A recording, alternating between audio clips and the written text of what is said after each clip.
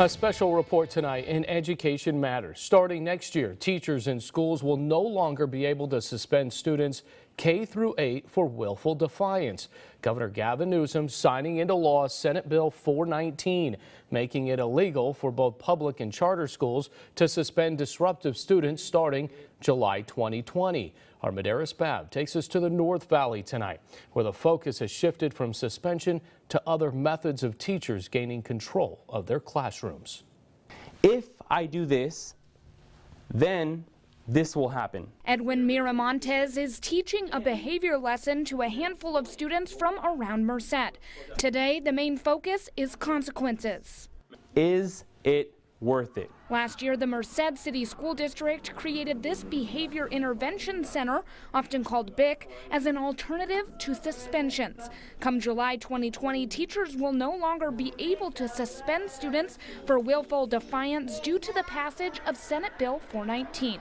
Willful defiance acts include not removing their hat or hood or constantly clicking a pen on a desk after being asked to stop. Behavior analyst Elizabeth Duran says teachers can often feel like they have run out of options to help a student, especially if some of their tools are taken away.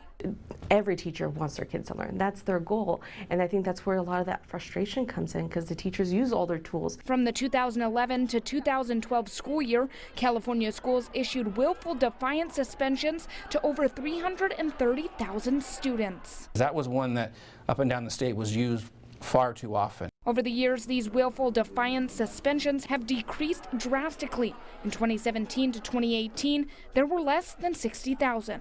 However, suspension rates for children of color remain disproportionate. According to the study Get Out, Black Male Suspensions in California Public Schools, the statewide suspension rate for black males is 3.6 greater than the statewide rate for all students.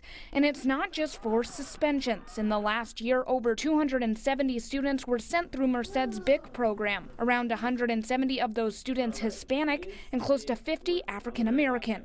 Assistant Superintendent Brian Meisenheimer saying there's a larger issue at hand. I think there needs to be a deeper conversation about that, because we recognize that too well in our district, and we have made concerted efforts to engage people on why that may be happening, to look for school districts or having success with those particular subgroups, and what can we do to really target them as far as providing supports and intervention, not only to the student but to the families.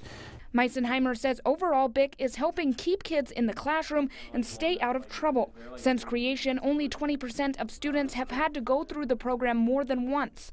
But like all things, cost is a factor when the school districts are forced with paying. Medeiros Babb, KC24, local news that matters.